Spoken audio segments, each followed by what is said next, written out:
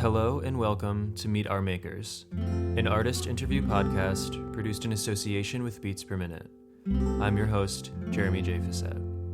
On this episode, we get to meet Spelling. Spelling is the pseudonym of singer, songwriter, producer, multi-instrumentalist Chrystia Cabral. In this chat, Chrystia and I talk quite a bit about her new record, The Turning Wheel, which is out now on Sacred Bones Records, including the long process of making it, some of the inspirations behind some of the songs, like myticism, childhood, even tarot cards, and what it was like for her to break out of her solo comfort zone and start writing parts for more people, more players, and welcome more instrumentalists into the fold. We talk a bit about the sort of kismet of signing with Sacred Bones Records in the first place, and we even unpack a little the centerpiece of her new record, Boys at School, which started with a recording of a younger Cabral sent to her by her father. So please enjoy, and thank you for listening. This is me meeting Spelling.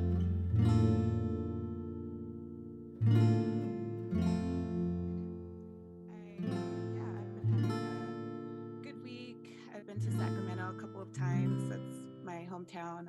I'm in Berkeley right now, but today I'm just going to be catching up on things at the house, so it's nice. It's going to be a day inside. Sometimes it's the perfect day. Yeah. How have you been over the past few months in general with everything that's been going on? Yeah, it's been good, I guess.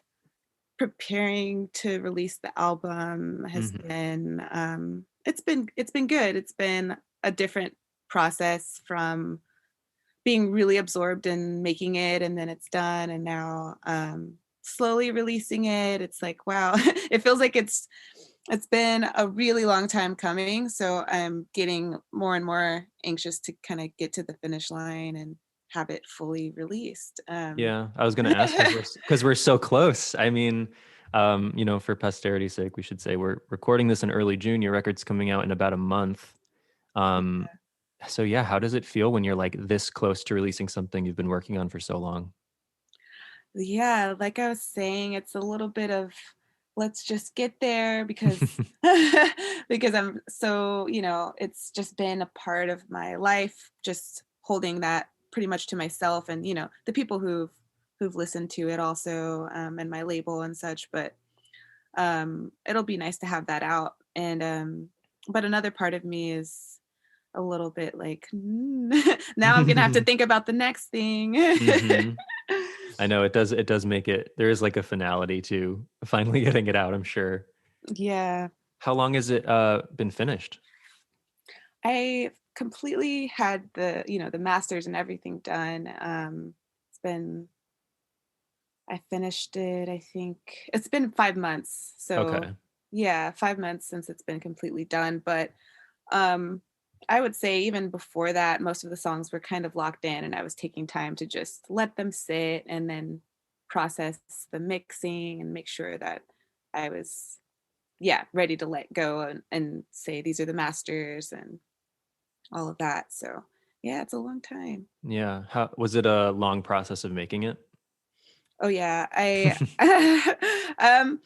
time is strange. It feels now that it's kind of hard to pinpoint things, but I guess 2019 is when I started writing the songs, and I did a lot of the writing kind of all in one, and I made demos in the summertime, so around like June 2019.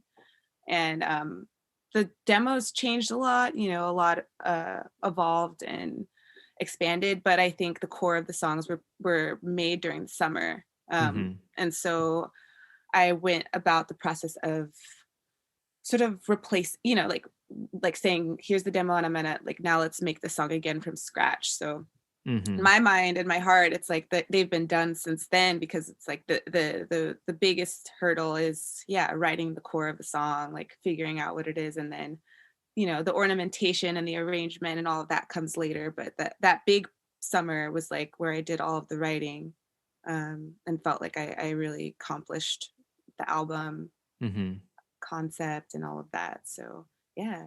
Yeah, and so we should mention the album is called The Turning Wheel, and it is coming out in a few weeks at the end of June on Sacred Bones. Compared to especially the last record, Maisie Fly, which feels like so long ago now, It does. but it was only, what, 2 years ago, I Yeah. think? About, yeah.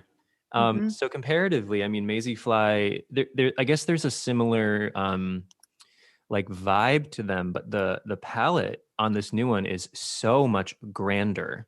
Hmm. You have, as you mentioned, some of the arrangements, you have lots of string arrangements and horn arrangements and synths and a lot of varied percussion. It's just sort of a much more grandiose kind of instrumentation than you had on Maisie Fly, which felt a lot more sort of like insular and like little music boxes kind of.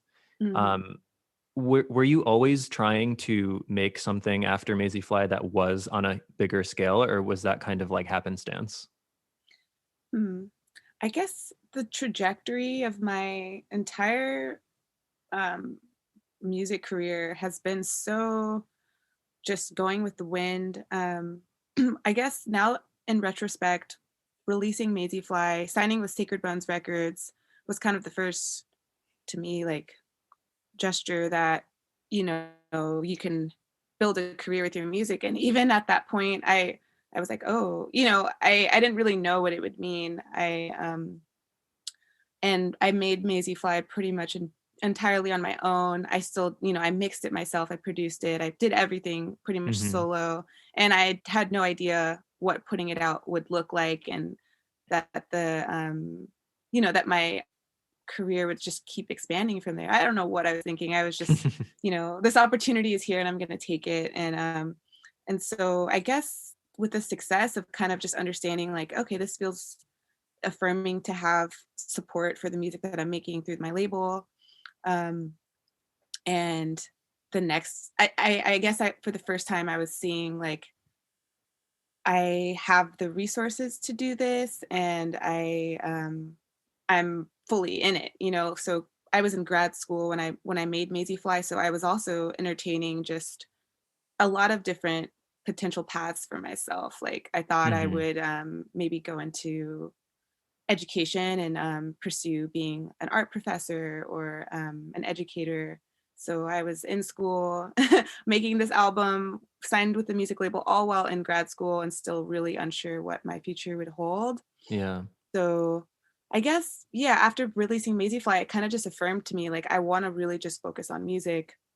I really just want this is right. This is right for me. And so then I guess all of my gears just got got turned on, and so that's just what came from it, I guess. Being able to fully realize my visions, and I think stuff that I wrote with Pantheon, with Maisie Fly, I can hear them in the same kind of like caliber or grandeur that came out with the Turning Wheel. It was just kind of a matter of access, and a matter of um those limitations of just what I had at the time. And Hmm. so for Turning Wheel, I'm like, let's just go full throttle. Let's let's just do it and see. Yeah, if I push these songs to like how I hear them in my head, um, how let's see how they'll come out. Yeah. And that, I mean, hearing you describe it that way, that sounds like such an identifiable and relatable sort of thought process of a lot of songwriters. Like, you want something a certain way, of course you do, but you don't always have the means for it. You don't always have the tools or the players or the time or the money. And so it kind of sounds like you're saying, like, with Turning Wheel, you got to just sort of like realize your full vision of what these songs wanted to be. Yeah, it did. Was it And was it freeing? it it came with a new set of a new set of challenges. It's Sure. um for the biggest one being, I guess it's been sort of against my nature as a really sort of introverted and a person that takes their pace. I work at a very slow pace naturally, um, and I think that speaks to just sort of my arc too, with finding music so late and my lifetime. And so that was challenging, just, having the desire to do this thing that really involves interfacing with a lot of people and personalities, and bringing them into my world, having to be vulnerable and like, here, listen to this demo, and just don't put in a million disclaimers, just let them listen. And that was really, that was tough for me. And a lot of times that, I think that was the biggest battle, like, uh, with myself around, just getting over my anxiety, my social anxiety, my tendency to kind of just like draw in and want to do things solo. I just it's my natural Yeah. place to Oh just do yeah, it myself. I feel that. Definitely feel you on that. But Right. you had so many people on this record too that that must have forced you to try to get a little out of your comfort zone to make sure all the pieces were in alignment. I had to, and I had to just face that. And I guess I figured out, like, even the people that I perceive to be just, just totally professional, I mean, not professional, but just so experienced and used to this sort of interfacing and collaboration. It's just unique to every opportunity. And even people that I like thought were so outgoing and confident still harbor like a lot of, you know a lot of anxieties also. So talking about it was nice, and just being like, like, I worked with this bass player that's here in Oakland. A lot of people recommended him. His name is Julio, and he's just so talented. And I was like, oh my God, I'm just like nervous to work with someone who just grew up with music and can, can play with the best, and people who are, who speak the language of music, because I don't. And how am I going to communicate with them? And so I had to get over that and just be like, yo, I don't really know what I'm talking about. I can sing you what I hear. And they were so receptive to that. Like, yeah, it's all there. You don't have to know the lingo, or yeah, to have a good idea. So looking at the credits on this record, it's pretty long. You did have quite a few. You had bass players, sax players, a whole choir, string sections, and more than one harpist.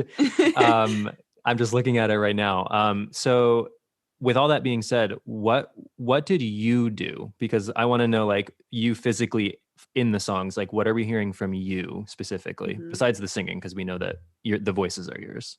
Yeah.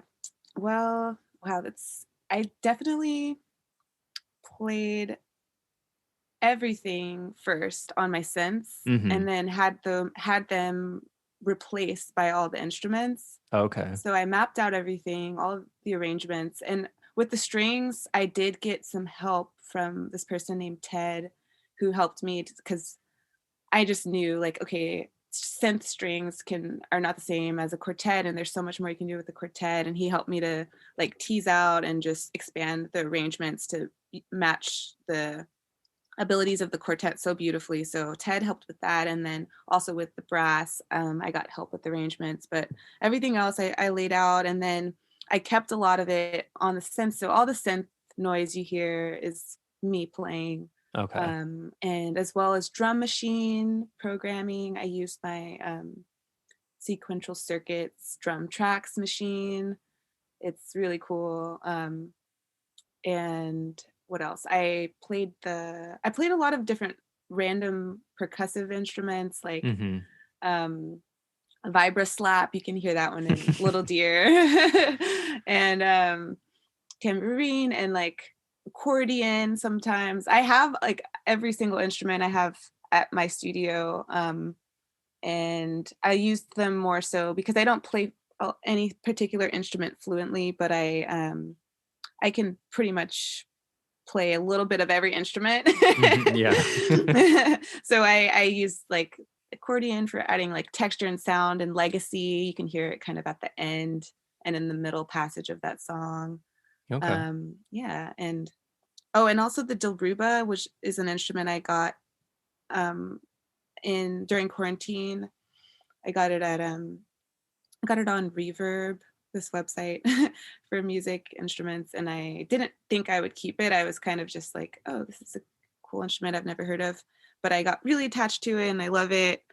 And it's it's on, it's on the song The Future, where you can kind of hear it's this really weepy, sort of mournful sounding stringed instrument. It sounds like a viola, but it also echoes. It has like a gourd, so it echoes in the sound. So I use it on The Future as well as Little Deer and Revolution. It's most prominent on Revolution in the verses. You can hear it.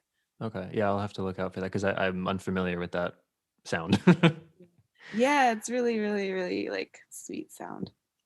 So with all these layers and all these players and then all the instruments you are physically also adding to the mix, and not to sound flip, but how do you know when to stop with a song? Like what tells you that, okay, we've reached the peak, we've got it, like, as opposed, because I could imagine myself being so excited to be like, let's add this and let's add this and let's add this. So how do you know when it's finished? That's Is a it just really a good natural question. feeling? Yeah, mostly. And sometimes I I think for the most part it's natural. And there are certain songs that it's more of like this impression that things need to be arranged differently rather than like that there needs to be more or less. And usually I kind of just I put everything in there that I want to hear, that I imagine, and then I extract from there. I'm like, put it all out, and then I'll end up just deleting things or like take that out. Like, what would it sound like if I just took out this whole part that I thought was the foundation, and then I like to do that, like just hear it in all ways. So that requires kind of just like pursuing every train of thought, and I really do that tediously. When I was working, when I thought I had all of the songs pretty much done and ready for mixing, I did the mixing in Athens, Georgia, with with all the songs got ready to go except for two, and so we got a head start kind of doing the basics of the mixing. Drew Vanderberg was the mixing engineer.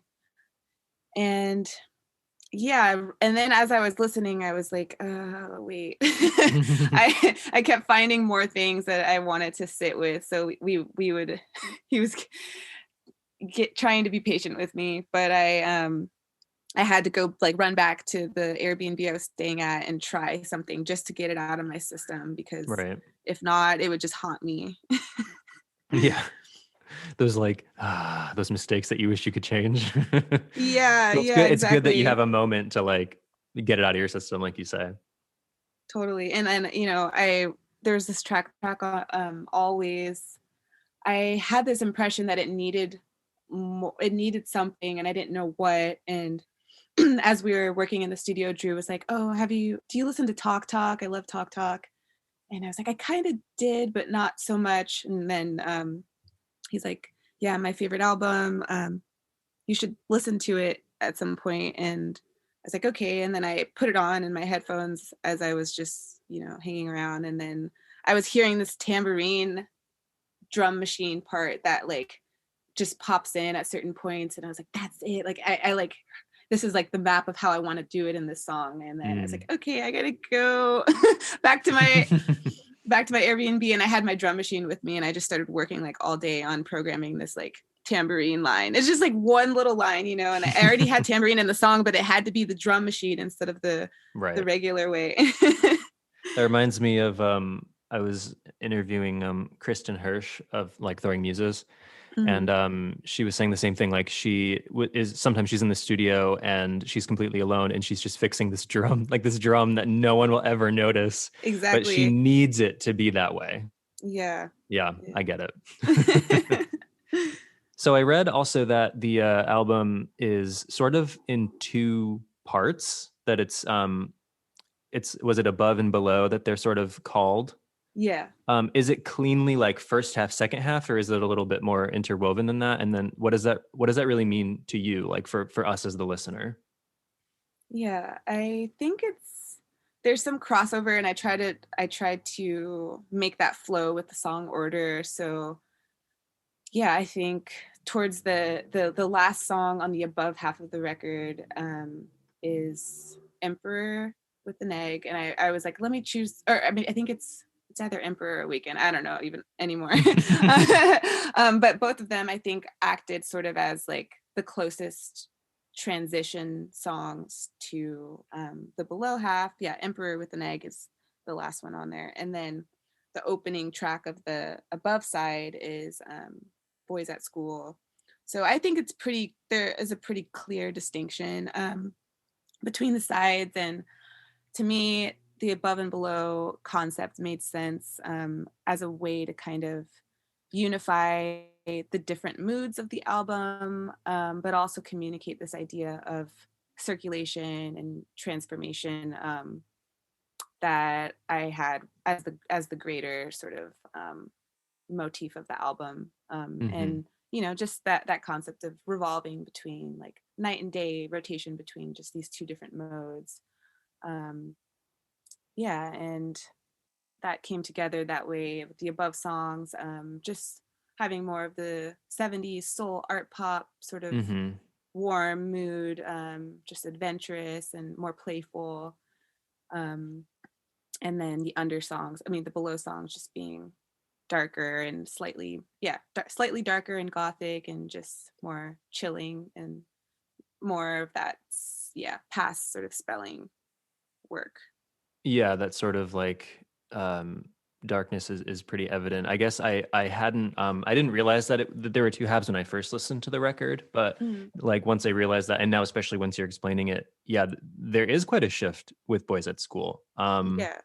Tonally, just sort of atmospherically, like the first half is, while it's not exactly like, the romantic comedy to the second half's like horror movie, um, it is a bit more upbeat. I mean, Little Deer is it's almost like a like Disney, but like a little acid drenched. Yeah. Whereas then Absolutely. Boys at School is like kind of nightmarish in a way, especially when you start looking at the lyrics. Hmm. And then songs like Queen of Wands and The Closer are sort of more nighttimey. So yeah, I guess it does make sense. I just hadn't put it together. Well, that makes me also happy that it doesn't need to be so like that you can listen to it through and through Hmm. without it feeling like uh disrupting or something. Yeah, I don't think it's so rigid that if you quote unquote miss the concept of it, then you're just like lost. Like Yeah. I don't think that's at all the experience. So yeah, I think that's good. Wonderful. Um, if you don't mind, I know some people get private about this, but could we talk about Boys at School for a moment? Sure. Because that was one of the singles. I think it was the second single from the album. Hmm. And it's also the longest track on the record, and in a way, to me, sort of the centerpiece, the crux of the record. I guess it is that shift, but also it's maybe the darkest moment, maybe the most dramatic moment. What was the origin of that song? Like what is that song about, or what's the vibe of that song for you from a narrative standpoint? Yeah. So it's a song it was conceived from a sort of hybrid of things.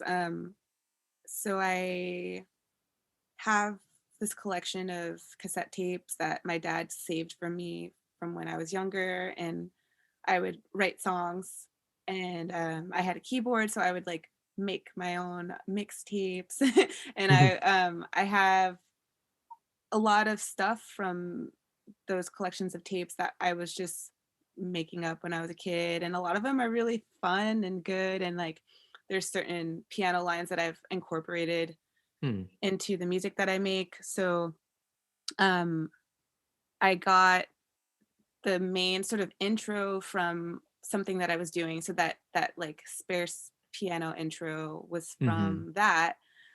And then I rediscovered it and I was listening. I was like, oh, I think I could make something out of this. I'm really interested in it. And then I started to try to create it on the synth. So I got that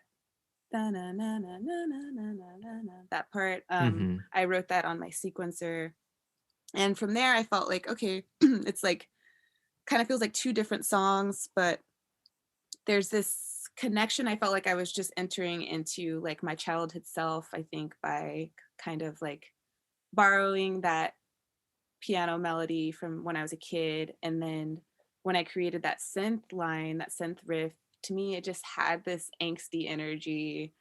I don't even know, to me, that's one of the just mysteries of making something where the sound tells you what it wants to be and it tells you where it wants you to go. And I guess, yeah, the synth line took me there. It took me back to just sort of being in that place of being a youth and kind of like where things are out of control, but you're starting to understand who you are and starting to take the reins on, being your own person and being and having to deal with kind of like the adolescence of being your own person and Mm-hmm. just all of the feelings, all of the all of the feelings of that stage of your life. It's So a very it just charged took me time. back there. Yeah, it's so charged. And the rest is kind of just, yeah, like I said, just that mysterious process. But I just went there for myself and was reflecting back on sort of just um um yeah, that time in my life where identity was very murky and sort of like repressed for me. And speaking to my former self, like it was a way of sort of just like communicating with my younger self and expressing it in that way now that I'm like sort of a person that's doing things that I dreamed about but didn't see for myself. And I found this, like, I found music, I found this way to um express myself that's so fulfilling and gratifying. So I was like, yeah, this is like dedicated to that to my Hmm. younger self. Yeah, that must have been those tapes. I could feel like would give me quite a head trip, like a time capsule head trip. Totally, it Like to is. hear the artifacts from your youth that you probably never would have remembered, and then you have like the proof that they existed. I know it's super strange. It's like there's no way that that's me, but But you just have to believe it was. yeah. I'm glad that he saved them because Yeah. I had no idea that he did, and it's just, yeah, a total treat to It's kind of like when have. you watch old home movies and you're like, I did that. Like I was there. Like I did that Hmm. thing. Hmm. So across the record, there is sort of, as you say, kind of that darker vibe that you mentioned was kind of more prominent maybe on full older spelling records as opposed to just like mostly the second half of this one. I feel like when Maisie Fly came out, it was sort of lumped in, and maybe you agree or disagree with this genre label, but I feel like it was lumped in with like, like the witch house kind of stuff, Yeah. like that very witchy, dark, gothy kind of stuff. Did you ever like care at all about that, or did you like kind of resent that label or resist that label? I don't know. I found that there were so many different labels sort of being thrown around Hmm. that it didn't seem like I felt like I was evading any one particular. And so Yeah. that made me happy. And because I don't know, I don't ever think about the genre I'm making when I make it, Yeah. or how it'll like where it'll fit in. So it's not really like something that gets in my head. But I am totally down. Like I love like witch house. I love like goth music. And Hmm. so and I draw influences from everything, not just that. But I don't really care however people want to label it. Right. With that, when it came to Turning Wheel, I guess my label was helping to write like the little sticker that'll go on the vinyl. Hmm. That's supposed to give like a little quick tidbit on what the sound is. And they want it to be the most like, to be able to draw someone who's never heard of my music before and to say, oh, this is what I'm going to hear. So that was really hard because it's like, is it soul, is it R&B, like to try to give it one of those really generic Right. labels felt like really unsatisfying. Because and like even jazz, like Carrie my manager was like, oh, it's kind of, it's got jazz influences too, right, like revolution. And it's like, I'm like, I guess so, but I would never think of I would never think to say I make jazz music or that it's Right. like any one thing. So It's kind of like it's where does the record end up in the record shop? Like which exactly. label is it Yeah. under? And I don't have a guess either. Yeah, I guess I've seen it like just kind of be an indie section, indie Mhm. music, which is fine. Yeah, yeah, it's fine. Whatever the hell that means anyway. Yeah. That's funny. It is funny that you mentioned your label though, because as I said before, you've been this is your second record on Sacred Bones, and to me, what you make feels so Sacred Bones. Hmm. Like it is such a good marriage. In my mind, your work being on Sacred Bones, there's just something about because they have a very carefully curated aesthetic. Yeah. Um, it's kind of like cranky in that way, or Hmm.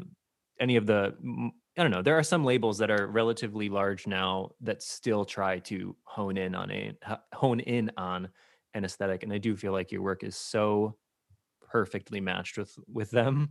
Yeah. Um, but you had actually released one record before you released with them when you released your sophomore record, Macy Fly, which was your debut for them. So how did you link up with them? So I put on my first album that I put out was Pantheon of Me. And I guess that had been out in the world for a little while and was starting to get some buzz around the Bay Area where I live. And yeah, just I remember seeing it sort of take off and people reaching out to me after that, after I put that out. And I was, totally not expecting anything from putting that music out.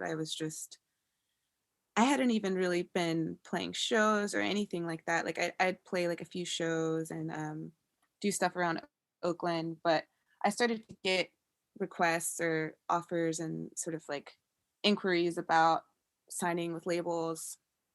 And to me, that was just like, whoa, I'm like over my head. I don't know what that means or why would I do that? And I was just kind of rejecting everything, just felt overwhelmed. And I was like, people don't understand. I literally don't know what I'm doing. Like I have Fruity Loop Studio, like free edition, and that's how I made Pantheon of Me. And I have one synthesizer and a loop pedal, and that's it. Like I have the micro Korg. And that's all. And I don't know anything about the music industry. So I felt really overwhelmed. Um, and I had gotten a like inquiry from Sacred Bones and kind of just kind of overlooked it because I didn't I like remember I knew about them and knew about David Lynch and like some of the artists on their label, Hmm. and I was like, this is really cool, but also this is New York based. Like what would how would I make this work? And so I kind of just I couldn't deal with it. And many months went by and I started to talk with Christina Esfandiari, who's of Hmm. the project King Woman, Right. um, who's out here in Oakland, and we'd become friends. I like reached out to her and I was like, I don't really know what to do. Like, could I talk to you and kind of just like talk out some of these things? She's like, yeah, anytime. So we like had a phone call and I remember she was being really like encouraging specifically about Sacred Bones. She's just like, I just think that's a really good fit. And you're just such a unique, like you have such a unique sound and vision. I think that like it makes sense for you to align with a label that is gonna sort of like nurture that intrinsically, and Hmm. I'm like, okay. Whatever Christina says, Right. I'm down. But no, it just felt good to have someone I've seen, because I remember going to see a King Woman show before I had made Pantheon of Me and just like being so in awe and kind of like, this is so badass. Like I like she was giving me the inspiration to do things before I was. And so seeing like, she's navigating this. I have people I can like turn to for help, gave me that little push. And so Hmm. I just went for it. And it worked out, Yeah, apparently. totally. Yeah. Yeah, I'm So really happy there now. did they I'm assuming they pretty much were like, yeah, do whatever you want with this record, the turning wheel. Yeah, so same with Maisie Fly. I was kind of just like, hey, make the music, and I'm like, all right. That's nice. Yeah, and with Turning Wheel, they didn't know the caliber of, I didn't even know the caliber of um of the sound, like how ambitious it was going to be. As I Hmm. was, after I made the demos, I sent them the demos, and I know I felt like I want to do a lot more with these, like, here, like, use your imagination as you listen to these demos, because I'm hearing something way bigger and I'm going to need a lot more time for it. And they're like, okay, totally on board and supportive. And then as I started actually going about making it, I'm like, okay, no, I'm going to need a lot more resource. So I had to do some fundraising to really make that work beyond Hmm. beyond what my label could give me. Because I needed room. I needed a little bit of room for error also, because this is my first time producing and making. So, making sure I found the right people, and kind of like all of that takes resources. So Yeah. um, the Kickstarter was really successful, and got a lot of support from people in the Bay Area and beyond, all over the place. Who went ahead and just pre-ordered the album, and all of that money went into making it Oh, possible. nice. Yeah. So your music is very often classified in many of the ways that we've been talking about. It's largely, I think, discussed about, at least since Maisie Fly and now with these new singles and the upcoming album, it's largely talked about in terms of its like atmosphere and, the vibe and the sounds. And there are a lot of really, really interesting sounds and textures, especially on the Turning Wheel. But from a lyrical standpoint, do you consider yourself a strictly biographical lyricist, or are you more someone who more dabbles in like incorporating the fictional, incorporating sort of a creation into your songs? hmm Not strictly biographical in any way. I Mm. guess pretty much the opposite. I I don't know. It's just maybe those that binary isn't even relevant, because Yeah. I do write. I act more. I try to act more of just a vessel for the sound first. I Hmm. listen to whatever the sound is doing, and then create from there. So sometimes it's usually a combination of like the very personal and intimate, but I allow the like creation to go beyond me, and I feel like that's when it's most successful. So yeah, like for instance, the track Legacy is really one of the more abstract songs lyrically. I'm singing, there's a legacy that I want to take over out of my mind and into the daylight. Um, and that, I think it kind of speaks to everyone, because I'm writing about the idea of just like entering the world, um, and what you inherit when you're born, into your Hmm. family circumstances, or just into the surroundings that you enter into geographically. And so usually I think my lyrics have a sort of layer of like the real layer of just like um there's just multiple layers of meaning. So I with that song, it's like, yeah, you can interpret it as that, just like what each person sort of is brought into when they enter the world. But also I think about them in a sort of mystical way too, like in a sort of Hmm. universal level, where I'm like, so I think about those things, and I was imagining like in utero, like a sort of like baby entering the world, and like like the process of birth, and all of the sort of um birth as this like gothic thing, right? It's like this big passageway into an unknown dimension. So I go Yeah. there like magically I try to go into the realm of like double meaning, so that I think from the surface people can connect to it and just hear like, oh, this is a song about, I don't know, just like change or transformation, but then it always has this sort of like other meaning behind it.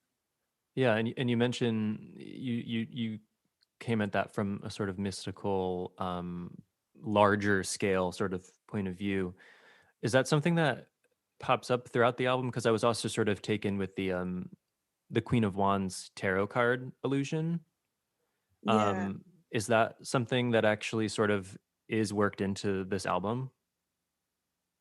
Totally. Yeah.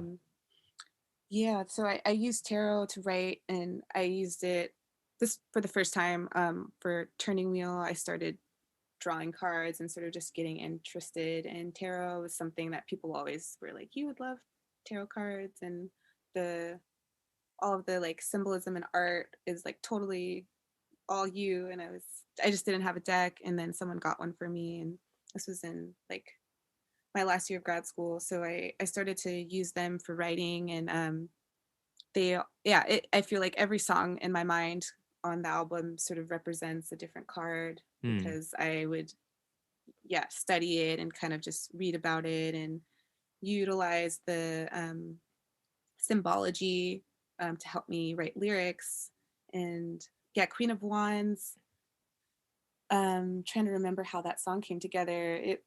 It was a really fun one to make. I wrote it on my sequential circuit 6-track synth, and had that really deep sort of bass going. Mm-hmm. And it kind of felt like a song where it's like sort of jumping in the middle of a world that already existed. And instead of like, I don't know, instead of like giving you everything from the beginning, like Little Deer, I feel like that song unfolds and unfolds, but Queen of Wands kind of just like the way the bass comes in kind of just feels like you're Yeah. in the throes of it.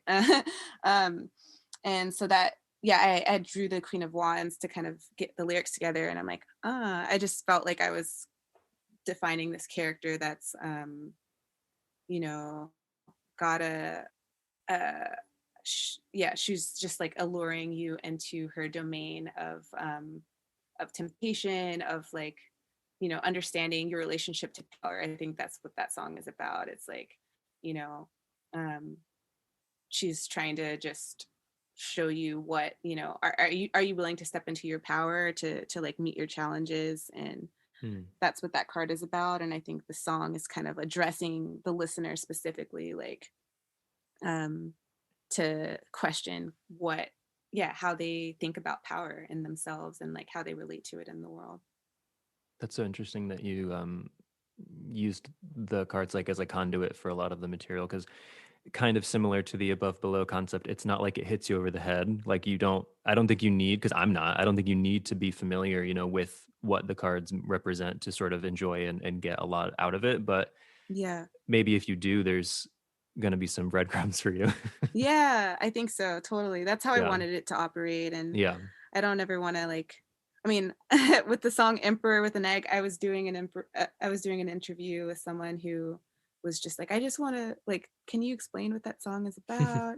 And like I said, it's always so difficult to pinpoint when it's so many things, and I Hmm. just let it be that. But I'm like, yeah, it is. I drew some influences from the tarot card, the Emperor, but then also I literally thought about emperor penguins because of that connection, just with the word. And so I just went with it, and I was like, should I like hammer it in with the lyrics at the end saying, I can feel a leopard seal?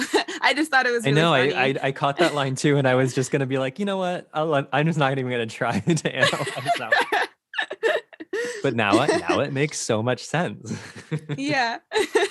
So it's just funny to play with that a little bit too, and be playful with the lyrics.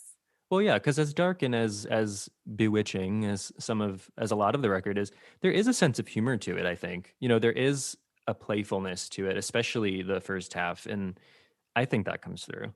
Yeah, I think so too. So, assuming the world continues to get better, what would a tour for this record even look like? Would you need like a big team of people, or would you try to simplify and sort of reorient the songs to play in a smaller capacity? Mm-hmm. I want to be prepared for both. I think Yeah. it would just fulfill my dream to get to do a really nice big full orchestration performance for a special event. Hmm. um but yeah, for a tour, or I'm thinking about other configurations, because I think they can totally come through in that way too.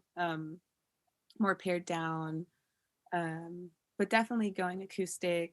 And I'm working on that right now about the live performance and sort of starting to wrap my mind around what that'll look like. And I'm really interested in incorporating performance art and movement.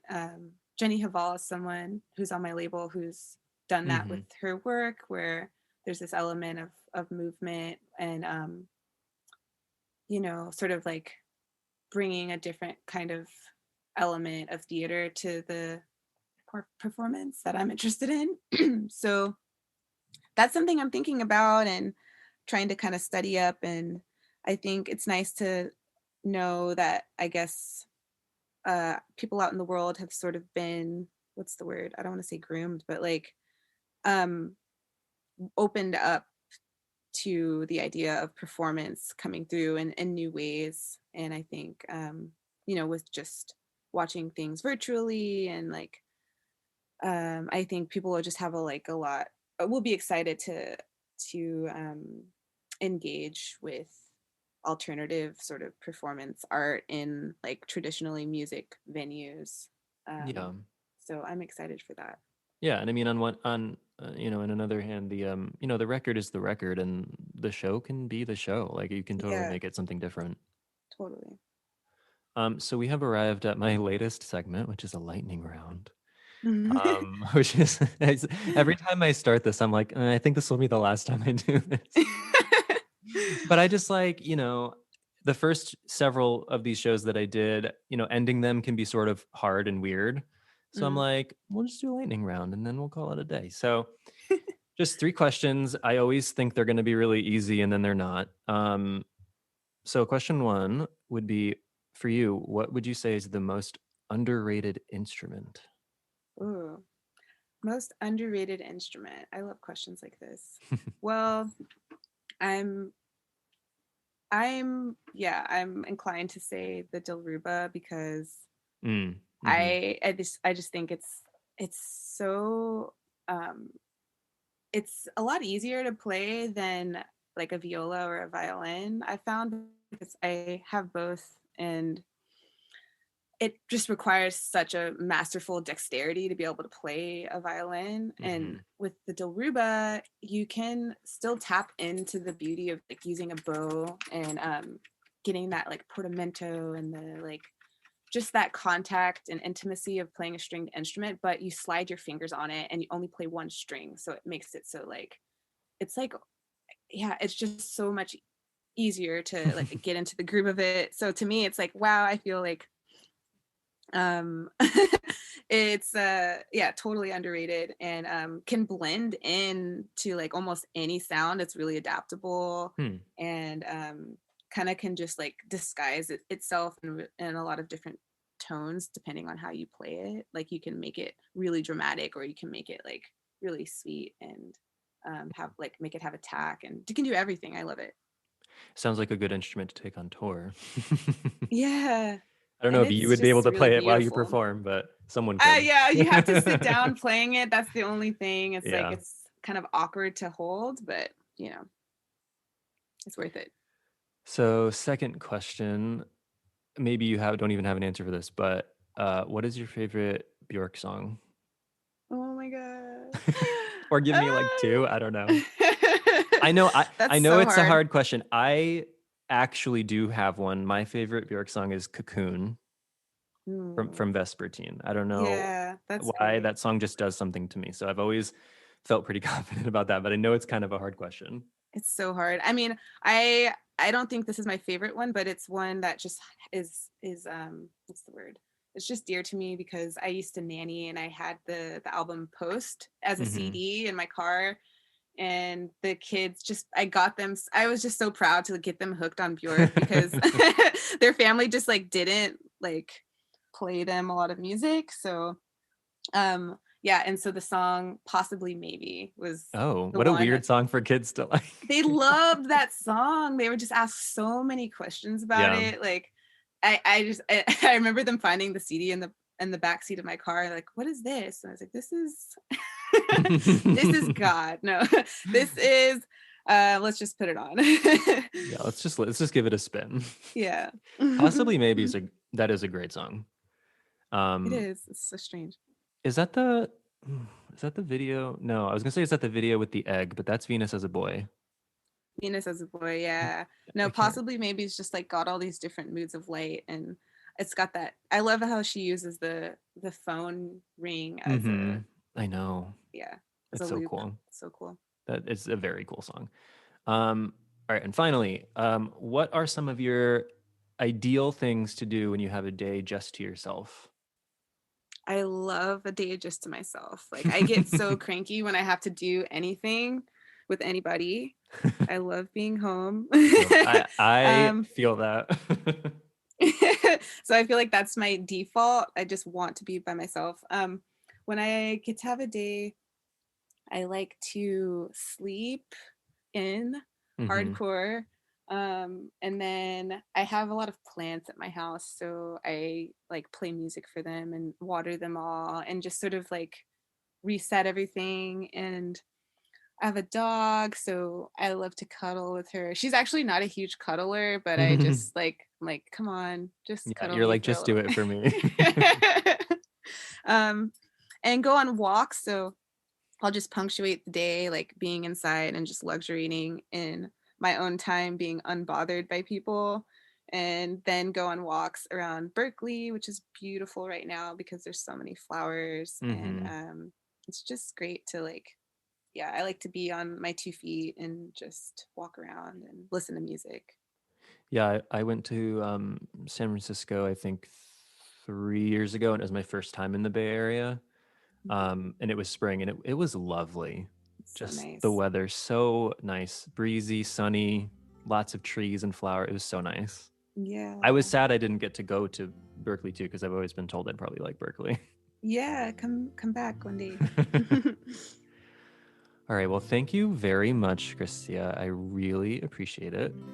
Um, Thank you for giving me your time today. And I'm excited for people to hear this record. I'm not sure 100% if it'll be out when this comes out or if it'll be just before this or just after this comes out. But if it's out, people, please go listen to it. It's a wonderful adventure, that album. So thank you very much for the music and thank you for your time talking to me today.